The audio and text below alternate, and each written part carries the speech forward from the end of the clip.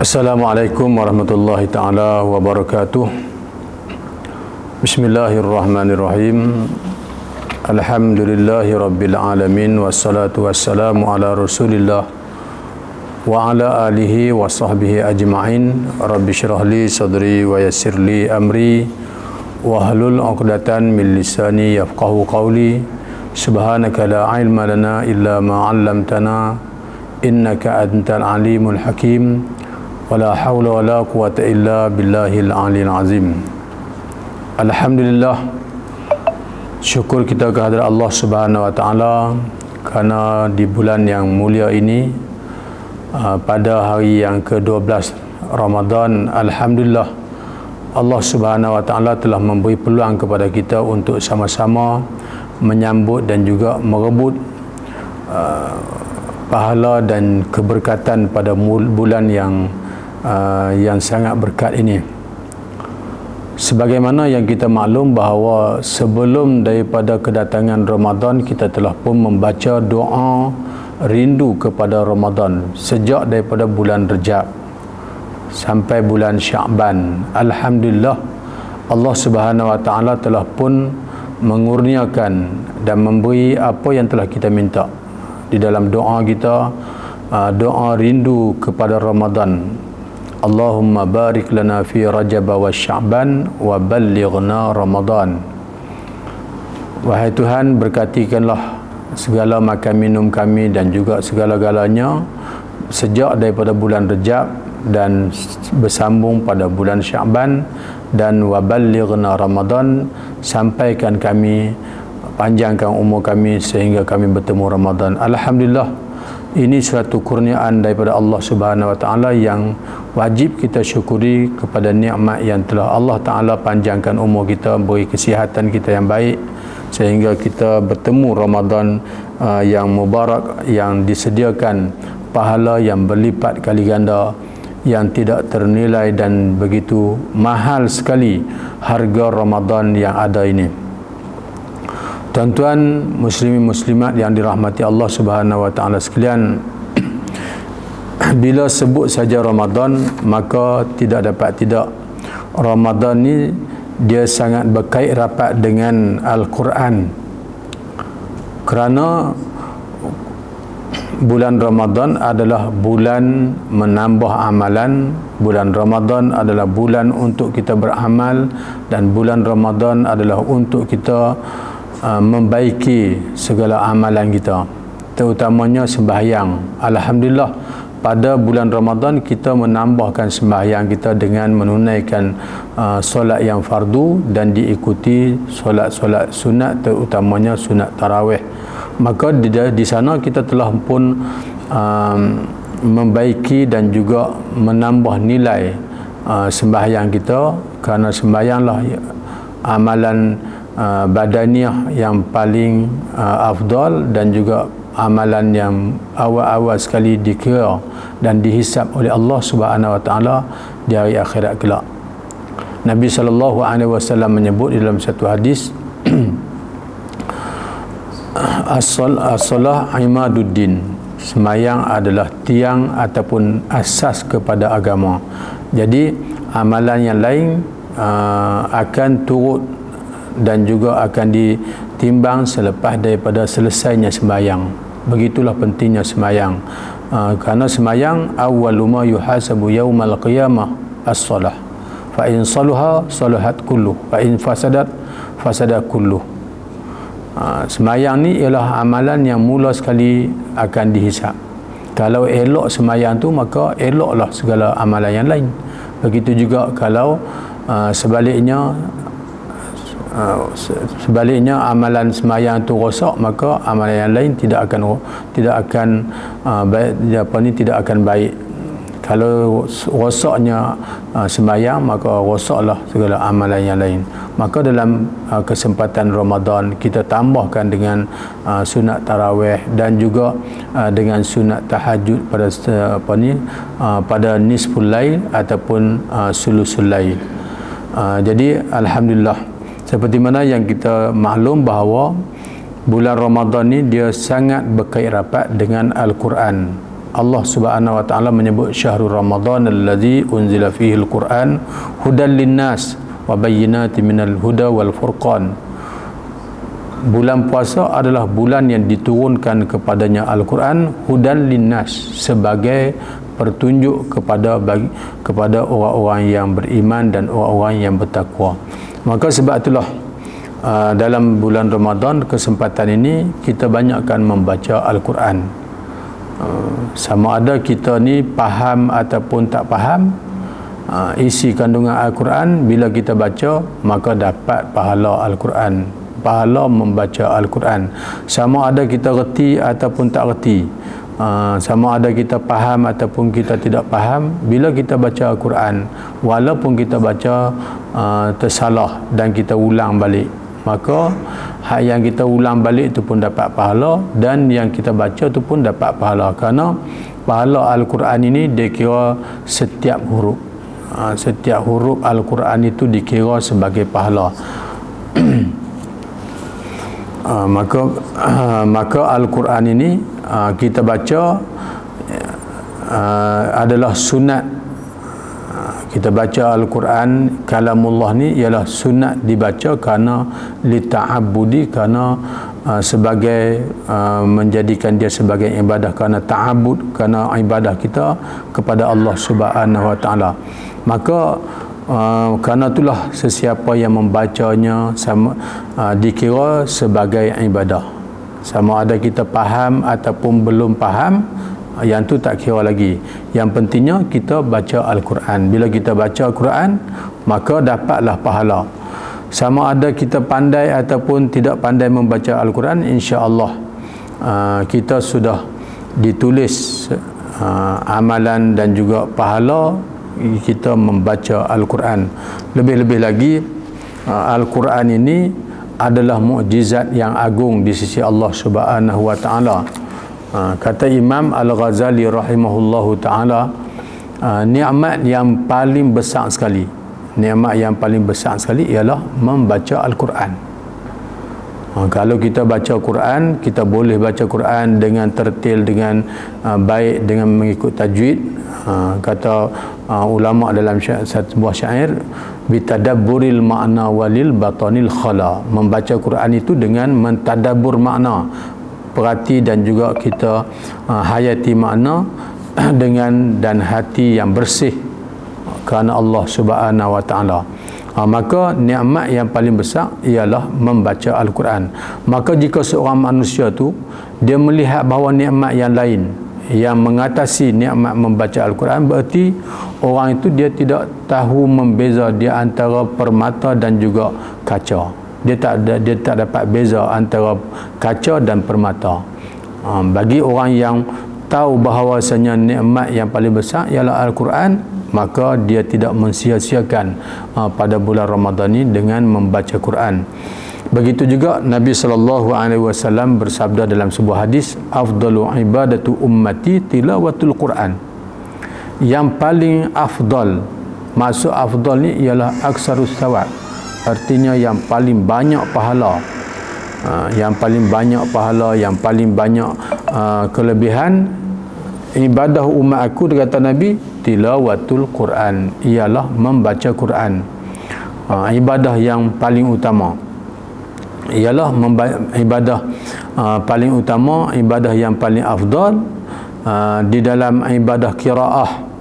Sebab ibadah ni dia ada ibadah qiraah, kita baca, seperti mana kita berzikirullah, kita tahlil, kita bertasbih dan juga kita berdoa.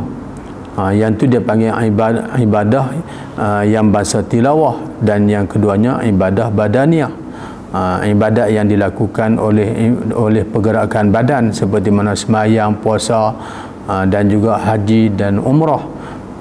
Yang tu memanglah tak dapat dinafikan lagi lah. Kalau nak banding dengan Al-Quran, maka dengan ibadah tilawah ini ialah ibadah badaniah ni lah yang lebih utama lagi. Dan yang ketiganya ialah ibadah maliyah, ibadah yang dilakukan dengan harta, dengan mengeluarkan harta ataupun memberi sumbangan, memberi derma, memberi infak dan sebagainya. Jadi dalam ibadah-ibadah ini, ibadah di segi tilawahnya, di segi zikirullahnya, yang paling utama ialah membaca Al-Quran, kerana dia yang terlebih afdal.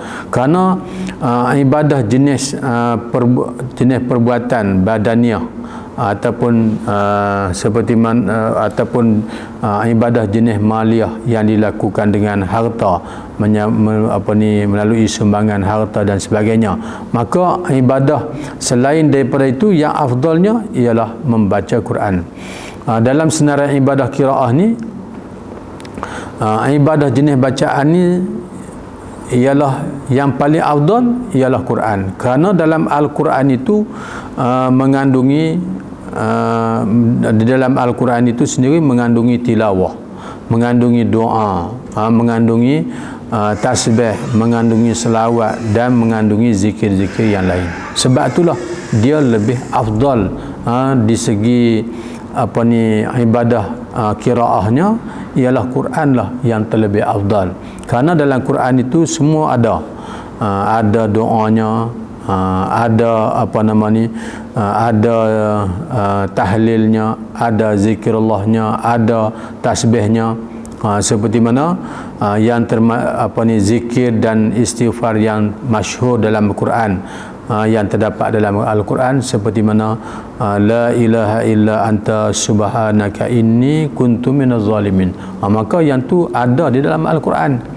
Zikir itu ada di dalam Al-Quran. Zikir Nabi Nuh ketika mana dia ditelan oleh ikan, duduk dalam kegelapan, maka dia tidak ada jalan lain, maka dia berzikirullah, la ilaha illa anta subhanaka inni kuntu minaz zalimin. Daripada keadaan dia dalam keadaan duduk dalam kegelapan ikan, dalam kegelapan perut ikan, maka Allah Subhanahu Wa Taala keluarkan dia. Begitu juga kalau kita menghadapi masalah-masalah dan juga menghadapi perkara yang buntu yang kita tak boleh selesai, maka kita bacalah la ilaha illa anta subhanaka inni kuntu minaz zalimin. Banyakkan baca tu.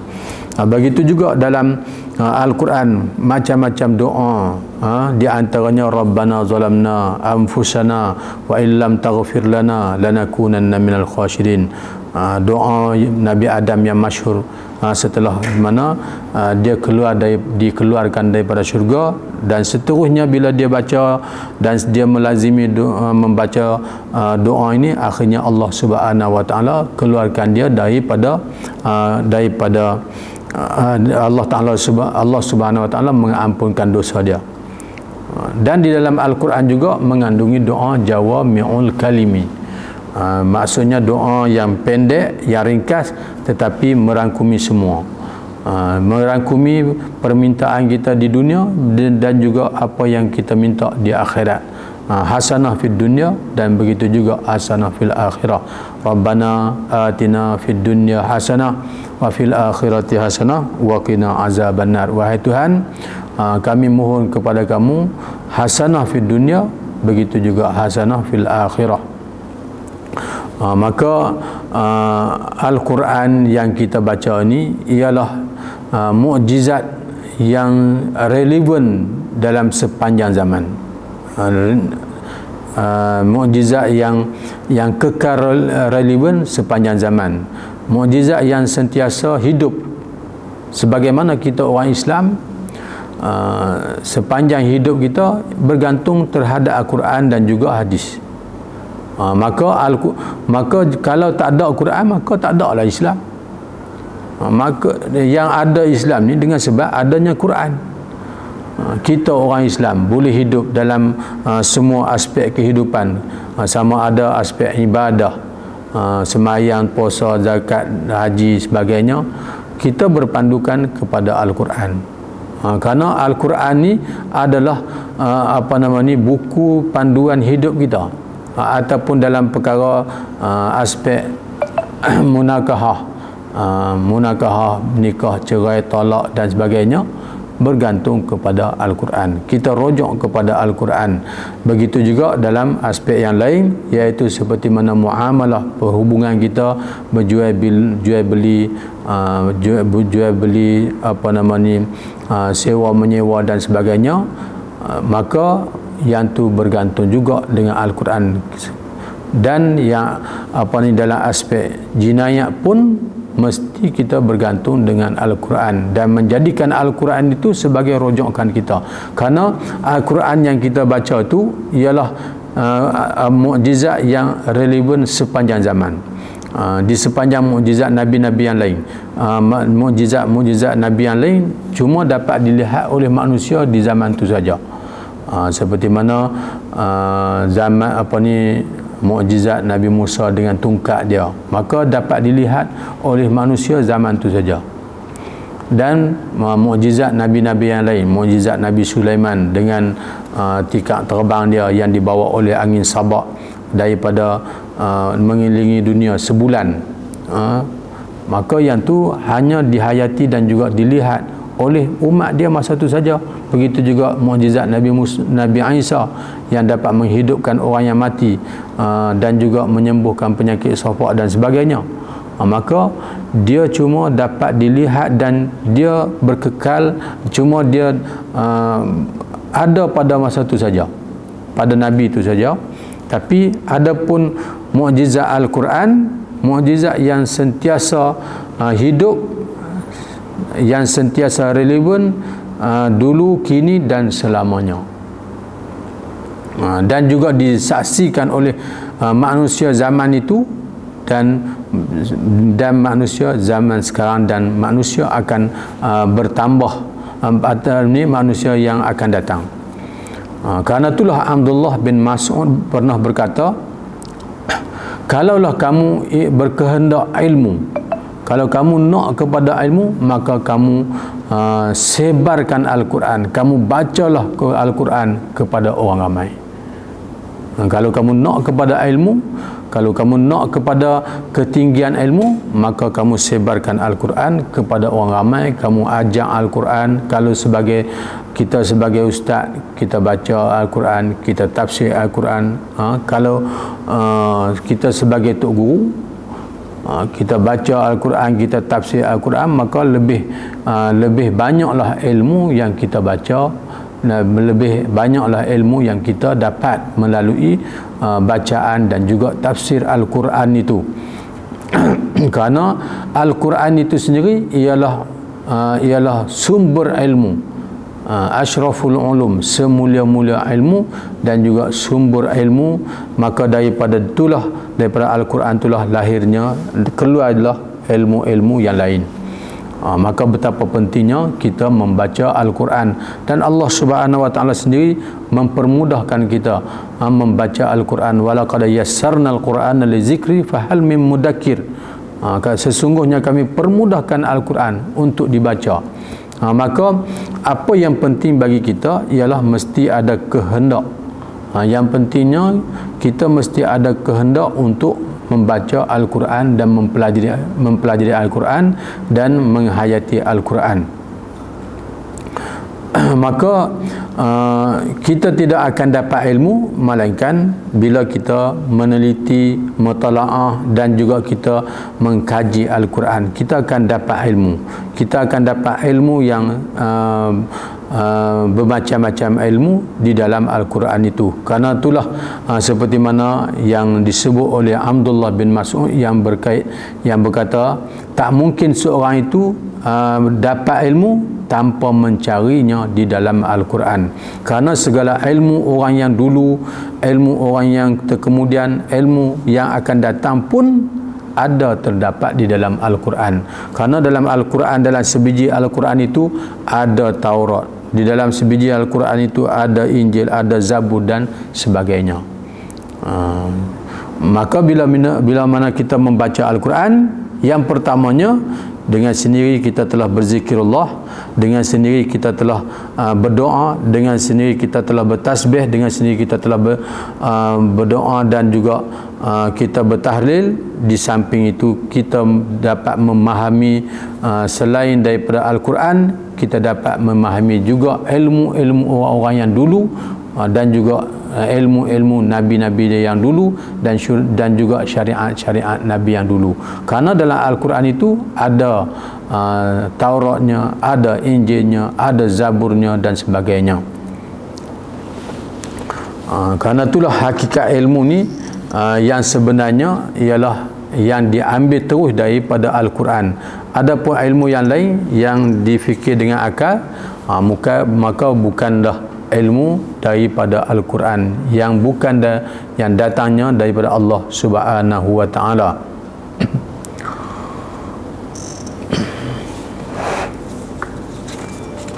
Begitu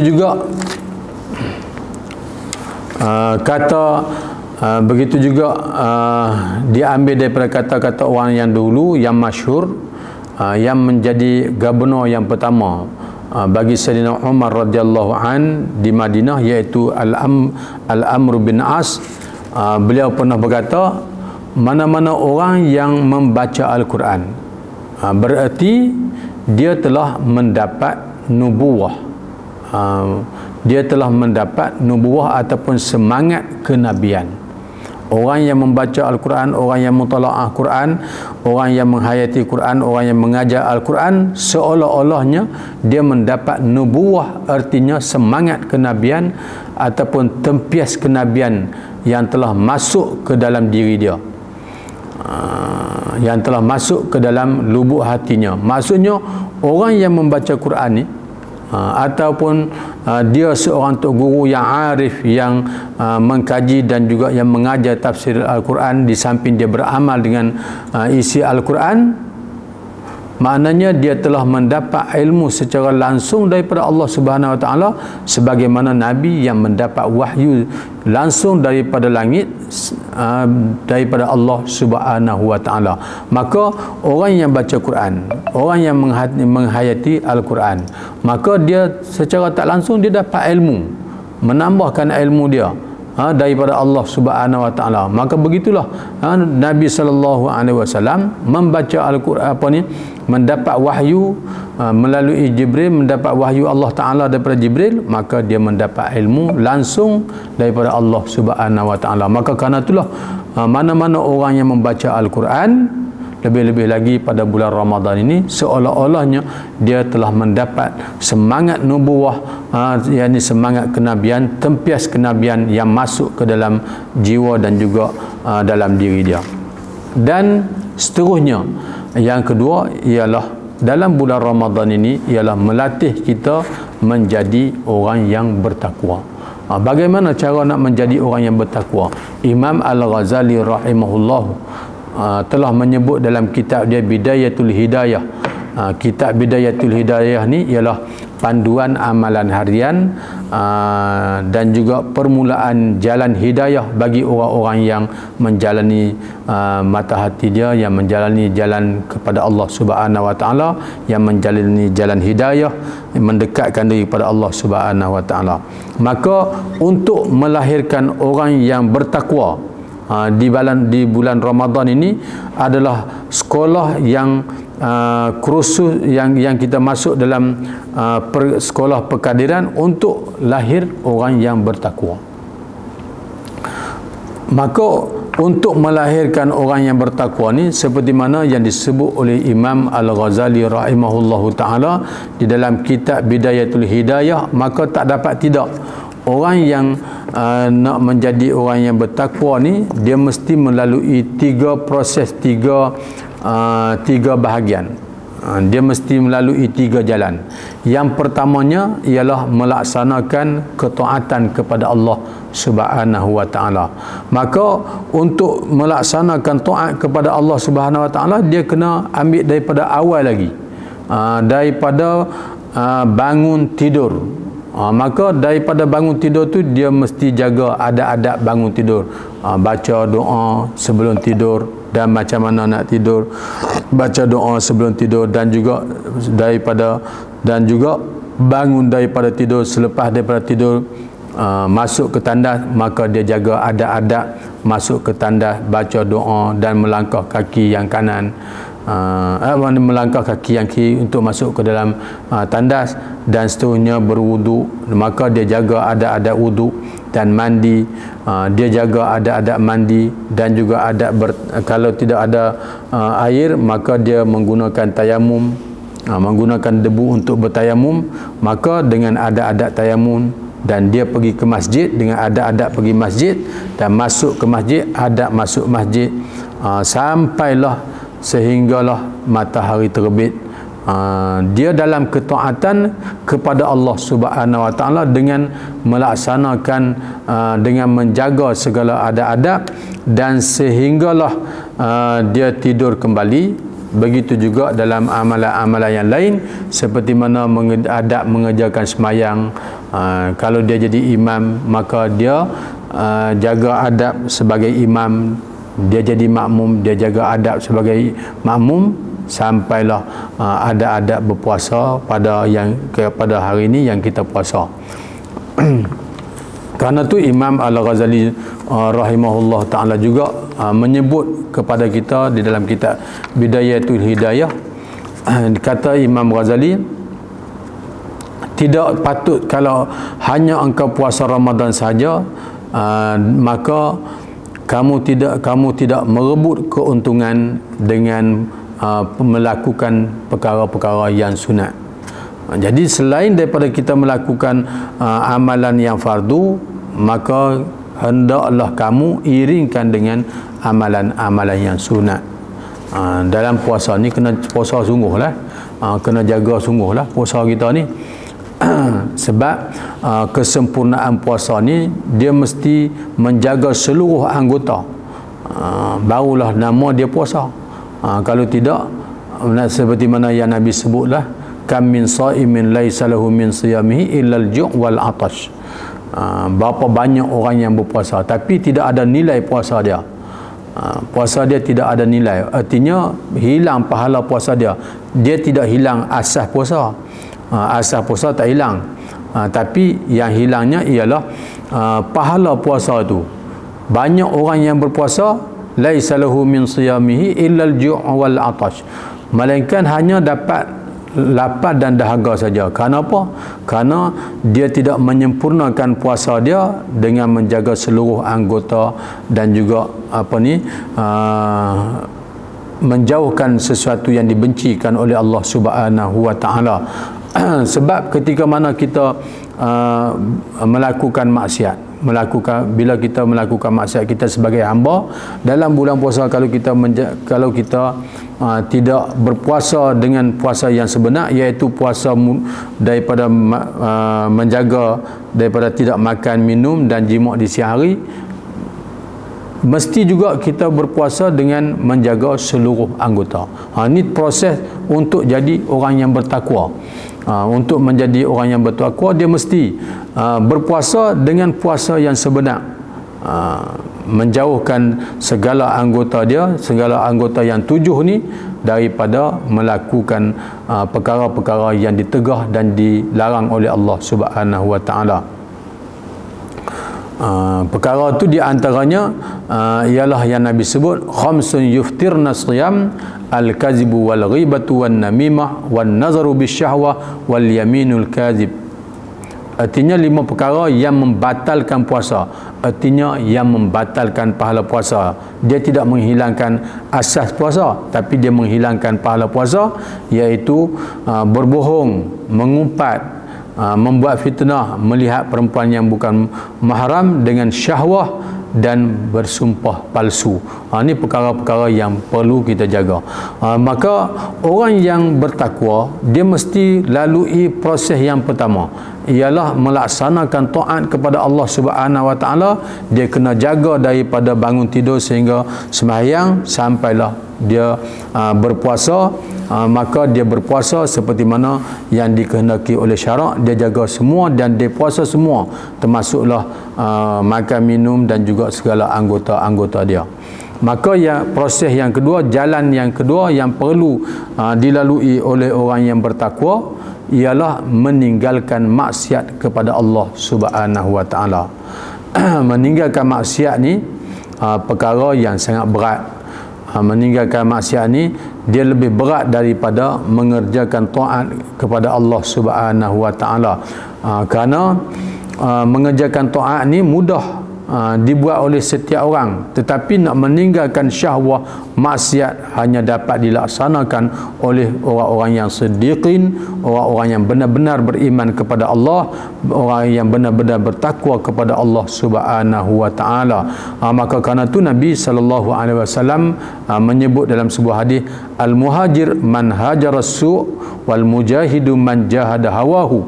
Artinya orang yang berhijrah itu dengan sebenar, hijrah dalam arti kata yang sebenar ialah orang yang berhijrah daripada kejahatan, meninggalkan kejahatan, dan orang yang mujahid yang sebenar ialah orang yang dapat memerangi hawa nafsu dia. Itu orang yang mujahid yang sebenar ialah orang yang dapat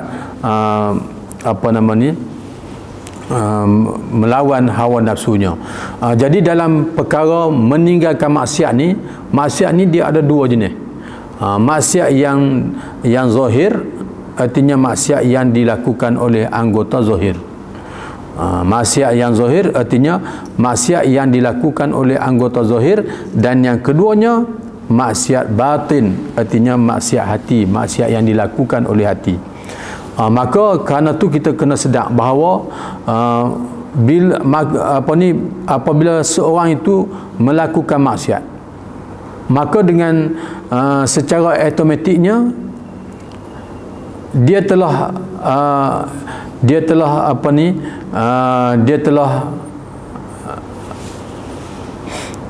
mengkufuri nikmat Allah Subhanahu Wa Taala.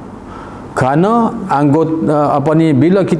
bila seorang itu dia melakukan maksiat, sudah tentu dia menggunakan anggota, segala anggota dia, daripada telinga dia, dua mata dia, mulut, kaki, tangan dia dan sebagainya. Ketika dia mengerjakan maksiat, sudah pasti dia melakukan maksiat itu dengan anggota-anggota yang merupakan anggota itu adalah nikmat dan anugerah daripada Allah Subhanahu Wa Taala. Jadi ketika dia menggunakan anggota itu untuk melakukan maksiat, berarti seorang itu dia telah menyalahgunakan nikmat yang telah dianugerahkan dan yang telah dianugerahkan oleh Allah Subhanahu Wa Taala, dan sekaligus dia mengkhianati amanah yang diberikan oleh Allah Subhanahu Wa Taala. Semua anggota ni akan ditanya, akan disoal selidik, akan dihisap di hadapan Allah Subhanahu Wa Taala. Seperti mana sabda Nabi sallallahu alaihi wasallam, fa kullukum ra'in wa kullukum mas'ulun an ra'iyati. Setiap kamu ni adalah pengembala, artinya pemimpin. Kalau kita ni dalam kepala kita,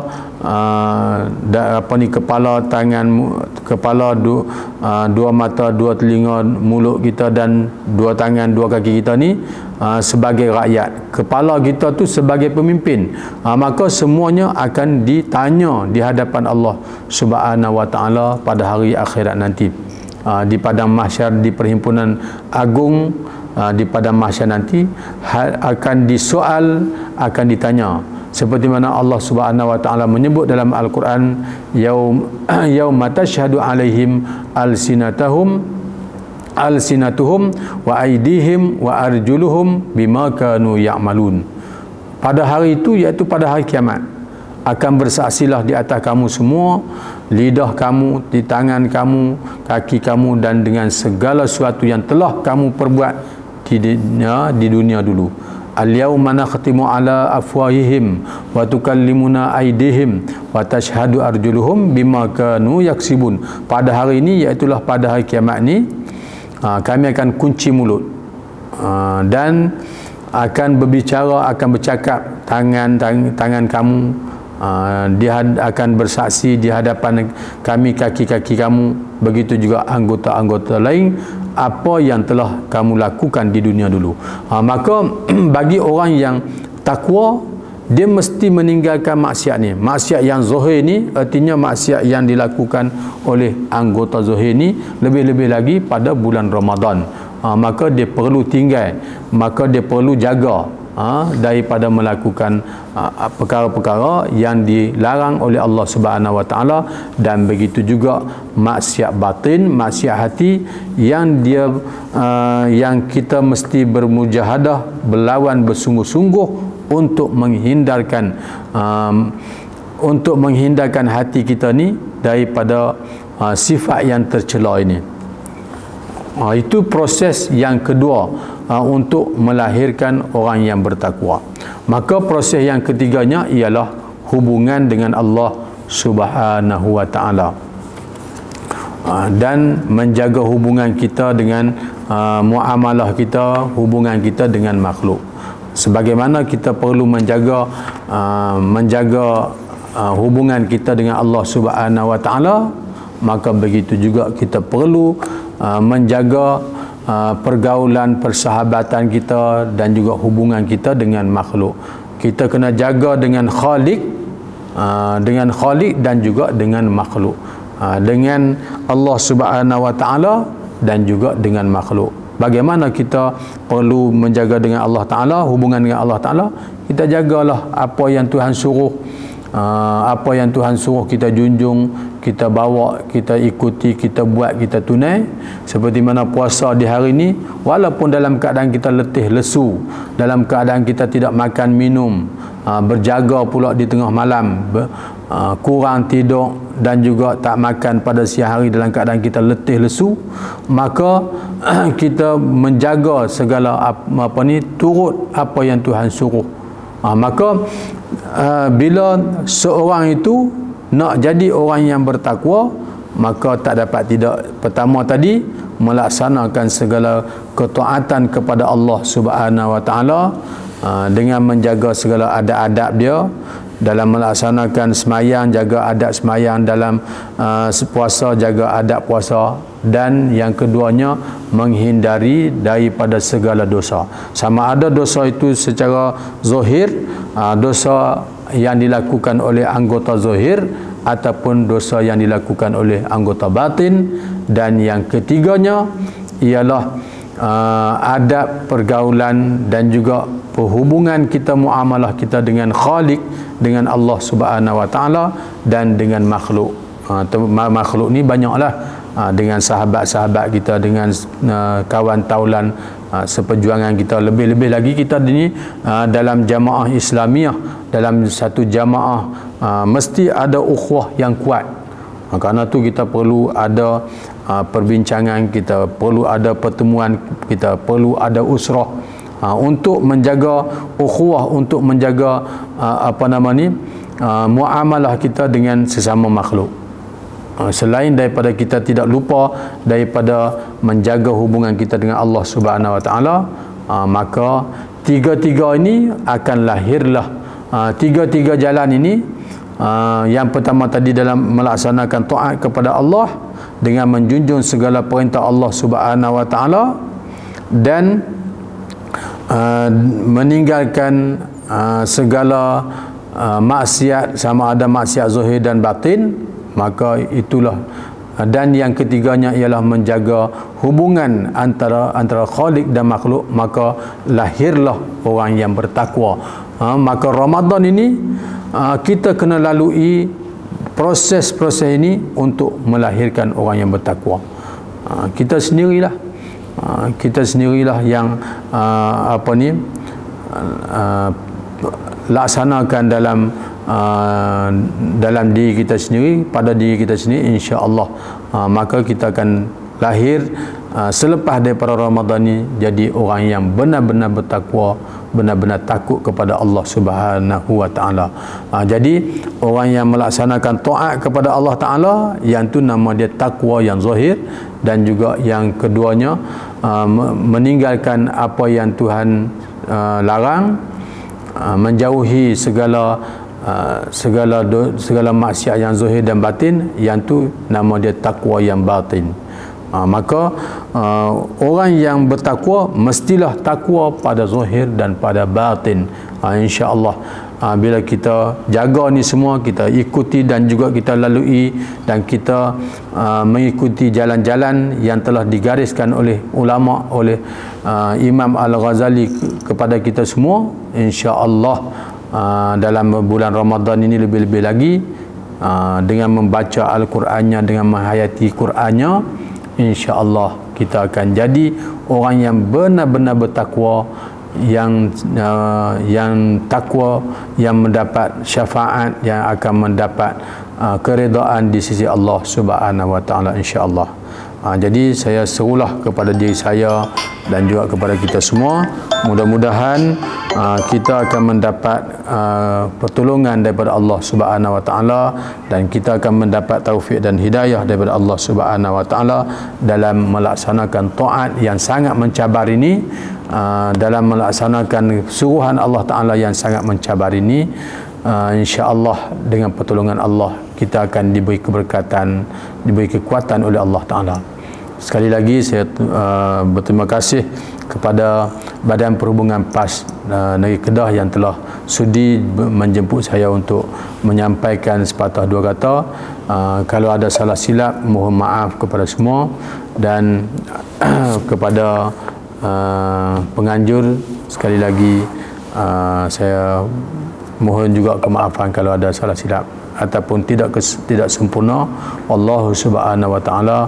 Astaghfirullahalazim. Wassalamualaikum warahmatullahi taala wabarakatuh.